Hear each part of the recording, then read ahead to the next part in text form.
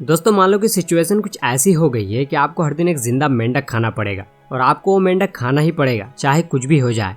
तो आप उस मेंढक को दिन के कौन से टाइम में खाना पसंद करोगे? इस बात पे ब्रायन ट्रेसी बोलते हैं, जो कि इकोनॉमिक, हिस्ट्री और साइकोलॉजिक एरियाज में पिछले 30 सालों से भी ज्यादा वक्त से काम कर रहे हैं, जो एक टॉप सेलिंग ऑथर के तौर पर 70 से भी ज्यादा बुक्स लिख चुके हैं और वो इस बुक के भी ऑथर है।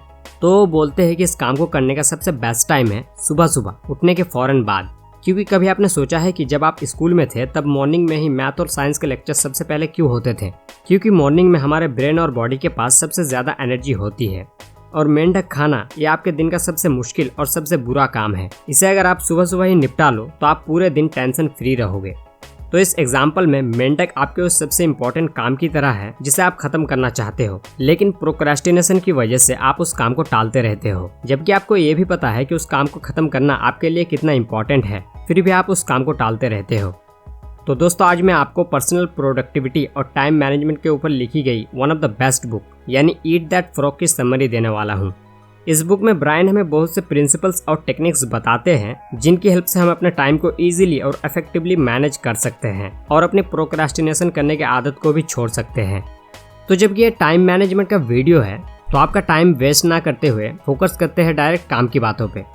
इस वीडियो में मैं आपको कुछ नया नहीं बताऊंगा जो आपने आज तक कभी सुनी ना हो, बल्कि मैं आपके काम करने के तरीकों पे बात करूंगा ताकि आप कम समय में ज्यादा काम कर सको। Let's begin. प्रोक्रेस्टिनेशन यानी काम को टालना। अक्सर हम कई सारे कामों में प्रोक्रेस्टिनेशन करते हैं कि बाद में कर लूँगा, कल कर लूँगा, और हम अपने सबसे इम्पोर्टेंट कामों में ही सबसे ज़्यादा प्रोक्रेस्टिनेशन करते हैं। ऐसा हम करते ही क्यों है? तो इसका रीज़न जानने के लिए हमें जाना होगा हमारे पहले प्रिंसिपल पे। Number 1, set the table. Procrastination करने का जो मेन रीज़न है वो है कन्फ्यूज़न और लैक ऑफ क्लैरिटी। जब हमारे अंदर किसी काम को लेकर कोई कन्फ्यूज़न होता है या जब हम अपने गोल्स को लेकर क्लियर नहीं होते हैं तो उस सिचुएशन में हमारी प्रोक्रेस्टिनेशन करने के चांसेस बहुत ज़्यादा बढ़ जाती है। क्योंकि जब पर्सनल प्रोडक्टिविटी की बात आती है ना, तो सबसे ज़रूरी होता है गोल्स और ऑब्जेक्टिव की क्लैरिटी होना। जब आपको साफ तौर पर पता होता है कि आपके गोल्स क्या है और आपको उन्हें पाने के लिए क्या करना है, तो आप ज़्यादा काम ज़्यादा तेज़ी से करते हो। Clarity is the most important concept in personal productivity. तो ऑथर हमें यहाँ गोल सेटिंग करने और गोल को अचीव करने का एक पावरफुल 7 स्टेप का फॉर्मूला बताते हैं, जिसकी हेल्प से हमें अपने गोल को लेकर और ज़्यादा क्लैरिटी आ जाएगी और हम आसानी से अपने गोल को अचीव भी कर लेंगे प्रोडक्टिव तरीके से। Step number 1, decide exactly what you want. Decide कर लो कि आपको एग्जैक्टली क्या चाहिए। आप तब तक कोई काम नहीं कर सकते जब तक आपको पता ना हो कि आपको करना क्या है। अपने लाइफ में हर चीज़ को लेकर क्लियर हो जाओ कि आपके गोल्स क्या है। Step number 2, think on paper. जब एक गोल को किसी कागज पर लिख लिया जाता है तो वो और भी ज्यादा क्रिस्टलाइज हो जाता है। मानो आपने ऐसा कुछ क्रिएट कर दिया है कि आप उस गोल को देख और छू सकते हो। इस आइडिया को अगर मैं इजी वे में बताऊं तो जितनी चीजें आप पेपर पे लिख लोगे उतनी चीजें आपके दिमाग को कम याद रखनी पड़ेगी, जिससे आपका माइंड ज्यादा इंपॉर्टेंट टास्क के लिए फ्री रहेगा। शायद कई बार आपने शॉपिंग के लिए भी लिस्ट बनाया होगा ताकि आपको कम याद रखना पड़े और आप बिना भूले एक एक करके उन्हें खरीद सको। स्टेप नंबर 3, सेट ए डेडलाइन। जब तक आपके ऊपर किसी काम को लेकर कोई प्रेशर नहीं रहेगा तब तक आप उस काम में प्रोक्रेस्टिनेशन करते ही रहेंगे। अ गोल और decision without a deadline has no urgency. मतलब अगर आप किसी काम को डेडलाइन नहीं देते हो कि आपको वो काम कब तक पूरा करना है, तो आप उस काम को आसानी से टालते ही रहोगे। Step number 4, make a list of everything. अब उन सभी कामों की एक लिस्ट बनाइए जो आपके मुताबिक आपके गोल को अचीव करने के लिए करने होंगे।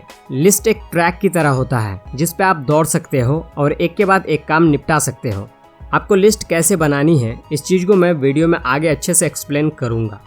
Step number 5, organize the list into plan. अब लिस्ट में आपने जितने भी काम लिखे हैं उनको सीक्वेंस में प्रायोरिटी के हिसाब से ऑर्गेनाइज कर लेना और एक प्लान बनाना कि आपको कौन से काम सबसे पहले करने हैं और कौन से सबसे लास्ट में। Step number 6, take immediate action.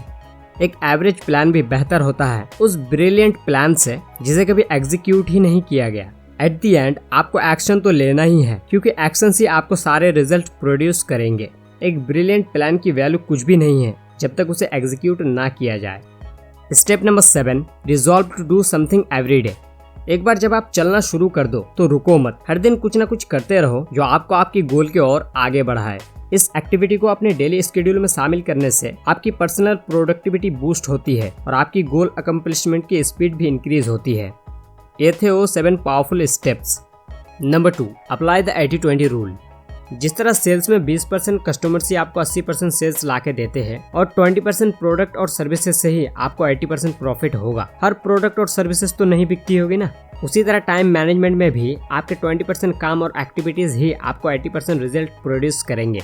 इसे पैरेटो प्रिंसिपल भी कहते हैं, जिसे सबसे पहले इटालियन इकोनॉमिस्ट विल्फ्रेडो पैरेटो ने 1895 में लिखा था। यानी कि 20% जो काम है वो हाई वैल्यू टास्क में आते हैं और बाकी के 80% काम लो वैल्यू टास्क में आते हैं। अक्सर आप कुछ लोगों को देखते होंगे कि वो दिन भर बिजी रहते हैं, मेहनत करते हैं, लेकिन इसके बावजूद भी वो बहुत कम हासिल कर पाते हैं। ऐसा इसलिए होता है क्योंकि वो लो वैल्यू टास्क को पूरा करने में बिजी रहते हैं और हाई वैल्यू टास्क में वो प्रोक्रेस्टिनेशन करते हैं। आपको number of task versus importance of task के डिफरेंस को समझना होगा। ये तो आपने भी देखा होगा कि अमीर और ज्यादा प्रोडक्टिव लोग सिर्फ अपना मेन काम ही करते हैं, बाकी का काम वो आउटसोर्स कर देते हैं। जैसे कि मुकेश अंबानी चाहे तो अपनी करोड़ों की कार खुद ड्राइव कर सकते हैं, लेकिन इसके लिए भी वो ड्राइवर रखते हैं। लॉ ऑफ फोर्स्ड एफिशिएंसी जो कहता है कि आपके पास कभी भी इतना टाइम नहीं होगा कि आप हर काम कर सको, लेकिन आपके पास इतना टाइम तो होगा ही कि आप अपने इंपॉर्टेंट काम को पूरा कर सको। इसीलिए आपको अपने उन 20% कामों को ढूंढना पड़ेगा, क्योंकि ये 20% काम ही आपके वो मेंढक है जिसे आपका सबसे पहले खा लेना ही सही रहेगा। लेकिन अगर आपको यही समझ में नहीं आ रहा है कि आपके 20% काम कौन से हैं और 80% काम कौन से हैं, तो आपकी हेल्प करेगा next principle. Number 3, consider the consequences. आप काम करो या ना करो, टाइम तो वैसे भी गुजरने ही वाला है। बस एक सवाल ये रह जाता है कि इसका आप कैसे यूज करते हो और हफ्तों और महीनों बाद कहाँ तक पहुँचते हो। जब आपको समझ में ना आए कि आपके 80% काम कौन से हैं और 20% काम कौन से हैं, तो आपको सबसे पहले उन कामों के कॉन्सिक्वेंसेस के बारे में सोचना है कि कौन से ऐसे काम हैं जिन्हें करने से आपको सबसे अच्छे नतीजे देखने को मिलेंगे और कौन से ऐसे काम हैं जिन्हें करने से कुछ खास फर्क नहीं पड़ने वाला। ये आपको लॉन्ग टर्म के लिए सोचना है, क्योंकि long term thinking improve short term decision making. मतलब लॉन्ग टर्म के लिए सोचने से आपको शॉर्ट टर्म डिसीजन लेने में कोई दिक्कत नहीं आएगी। इसी से आपको अपने काम की प्रायोरिटी समझ में आ जाएगी कि कौन सा काम आपको सबसे पहले करना है और कौन सा सबसे लास्ट में। Number 4, practice creative procrastination. Time management का मतलब होता है खुद को मैनेज करना, अपनी लाइफ को मैनेज करना। आप जितना भी काम कर लो, आपके पास करने के लिए हमेशा काम रहेगा ही। देखो, फैक्ट ये है ना कि आप जितनी भी चीजें करना चाहते हो, सारे कामों को आप नहीं कर सकते। किसी न किसी काम में तो आपको प्रोक्रेस्टिनेशन करने का मन करेगा ही। इसीलिए अगर आप अपने हाई वैल्यू टास्क की जगह अपने लो वैल्यू टास्क में प्रोक्रेस्टिनेट करें तो इसी को कहते हैं क्रिएटिव प्रोक्रेस्टिनेशन। यानी कि आप जानबूझकर उन लो वैल्यू वाले टास्क में टालमटोल करते हैं ताकि आपको हाई वैल्यू टास्क को पूरा करने के लिए ज्यादा समय मिल सके। क्रिएटिव प्रोक्रेस्टिनेशन ये टेक्निक पर्सनल परफॉर्मेंस के सारे टेक्निक्स में से सबसे इफेक्टिव है। Number 5, plan everyday in advance. Procrastination छोड़ने और अपने प्रोडक्टिविटी को बढ़ाने के लिए आपको 10-90 रूल को फॉलो करना होगा। यानी कि जो 10% टाइम आप प्लानिंग और ऑर्गेनाइजिंग करने में स्पेंड करोगे, वो आपके 90% काम करने के समय को बचाएगा। पूरे दिन की प्लानिंग करने में आपको ज़्यादा से ज़्यादा 10 से 12 मिनट लगेंगे, लेकिन ये टाइम का छोटा सा निवेश आपके पूरे दिन के समय को बचाता है। टाइम मैनेजमेंट का एक 6P फॉर्मूला है, यानी proper prior planning prevents poor performance. हमारा दिमाग मुश्किल और कॉम्प्लेक्स काम को करने से डरता है, इसीलिए वो उन कामों में प्रोक्रेस्टिनेशन करता रहता है, क्योंकि हमारा ब्रेन हमेशा इजी काम और शॉर्टकट चीजें चाहता है। लेकिन अगर आप उस काम को छोटे छोटे पार्ट में डिवाइड कर लो तो आपको उसे पूरा करने में कोई प्रॉब्लम नहीं आएगी, क्योंकि इससे आपके दिमाग को ये काम इजी लगने लगेगा और आपके प्रोक्रेस्टिनेशन करने के रीजन को भी कुछ हद तक कम कर देगा। इसीलिए थिंक ऑन पेपर, यानी पेपर पर सोचना ही आपके लिए बेस्ट है, क्योंकि हमारा जो ब्रेन है ना, वो इन्फॉर्मेशन को स्टोर करने में उतना अच्छा नहीं है जितना नए आइडियाज सोचने और इन्फॉर्मेशन को क्रिएट करने में है। पेपर पर सोचने के लिए आपको कुछ लिस्ट बनानी होगी। उनमें से पहली लिस्ट आपकी मास्टर लिस्ट होगी, जिसमें आप हर चीज लिखोगे जो भी आपको फ्यूचर में कभी करना है। सारे आइडियाज, सारे टास्क, जो भी आपकी रिस्पॉन्सिबिलिटीज है, उन्हें आप अपनी मास्टर लिस्ट में लिखोगे। फॉर एग्जाम्पल, आपको बिजनेस स्टार्ट करना है, वेकेशन पे जाना है, बिल्स पे करने हैं, बहुत से काम पूरे करने हैं। सारी चीज़ों को जो भी आपके दिमाग में आता है उन्हें अपनी मास्टर लिस्ट में ऐड करते जाए। दूसरा है मंथली लिस्ट। इसमें आप अपने मास्टर लिस्ट के कुछ कामों को ट्रांसफर कर देते हो कि आपको इस महीने में कौन कौन से काम करने हैं। तीसरा, आपको एक वीकली लिस्ट बनानी होगी जिसमें आप अपने पूरे हफ्ते की प्लानिंग करते हो। ये कुछ और नहीं बल्कि आपके मंथली लिस्ट का ही एक टुकड़ा होता है, जो एटलीस्ट आपके मंथली कामों के एक पार्ट को तो खत्म कर ही देगा। आप इस लिस्ट में कभी भी फेरबदल कर सकते हो। इमरजेंसी आने पर आप इस लिस्ट में कभी भी अपडेट कर सकते हो। चौथा और आखिरी लिस्ट है डेली लिस्ट। इस लिस्ट में आप वो सारे काम लिखोगे जो आपको आज के आज ही खत्म करनी है, जो काम आपके मंथली और वीकली लिस्ट से ट्रांसफर होकर आएगी। लेकिन आपको इस लिस्ट को एडवांस में ही रेडी करके रखना है, यानी एक रात पहले ही। जब आप एक रात पहले ही लिस्ट बना लेते हो तो आपका सबकॉन्शियस माइंड उस लिस्ट पे पूरी रात काम करता रहता है और सुबह उठते ही आपके दिमाग में काम को जल्दी पूरा करने के नए आइडियाज और इंसाइट्स आने लगते हैं। जब ये सारी लिस्ट एडवांस में रेडी हो जाए तो आपको एक प्रायोरिटी सेटिंग टेक्निक का यूज करना है, जिसका नाम है ABCDE method. Number 6, use ABCDE method. जब आप सारी लिस्ट रेडी कर लो तो इस लिस्ट में आप कम से कम 8 से 10 काम तो लिखोगे ही, जो आपको आज के आज ही खत्म करनी है। फिर आप उस लिस्ट के कामों को रेटिंग देना स्टार्ट करो, A category, B category and so on. A category में वो काम आते हैं जो सबसे इम्पोर्टेंट होती है, जिसके ना करने से आपको बहुत से नुकसान हो सकते हैं। B कैटेगरी में वो काम आते हैं जिसके ना करने से आपको छोटे मोटे कॉन्सिक्वेंसेस झेलने पड़ सकते हैं। इजी वे में बताऊं तो शुड वर्सेस मस्ट, यानी A काम आपके मस्ट है जिसे आपको हर हाल में करना ही है, और B काम आपके शुड है, मतलब जो काम करने चाहिए। फिर C कैटेगरी में वो काम आते हैं जिन कामों को करना तो अच्छा है लेकिन ना करने से कोई नुकसान भी नहीं है। और D कैटेगरी में वो काम आते हैं जिन कामों को आप किसी दूसरों से करा सकते हो। लास्ट में आता है E कैटेगरी। ये वो काम होते हैं जिन कामों को आप टोटली एलिमिनेट कर सकते हो, यानी कि छोड़ सकते हो।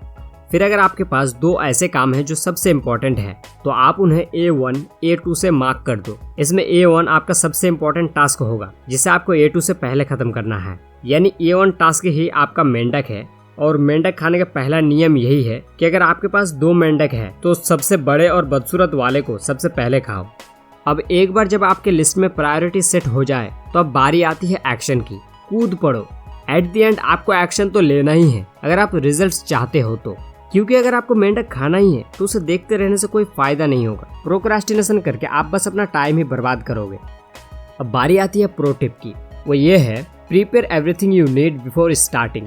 क्योंकि अगर आप काम करना स्टार्ट कर देते हो और उस काम को पूरा करने के लिए जिन जिन चीज़ों की ज़रूरत है वो आपके पास ना हो तो जाहिर सी बात है कि आप उस चीज़ को रेडी करने के बहाने प्रोक्रास्टिनेशन तो करोगे ही। लेकिन अगर आप उन चीज़ों को काम स्टार्ट करने से पहले ही रेडी कर लो तो ये कुछ बंदूक में भरी गोली की तरह होगी, बस चलाने की देरी है और काम खत्म। दोस्तों, बोलने के लिए तो बहुत कुछ था लेकिन वीडियो बहुत लंबी हो रही है, इसीलिए मैं इस वीडियो को यहीं पे ख़त्म करता हूँ। मैं नेक्स्ट वीडियो भी इसी बुक के ऊपर बनाने की कोशिश करूँगा। बाकी लाइक कर दो वीडियो अगर अच्छी लगी हो तो। Bye and thank you for watching.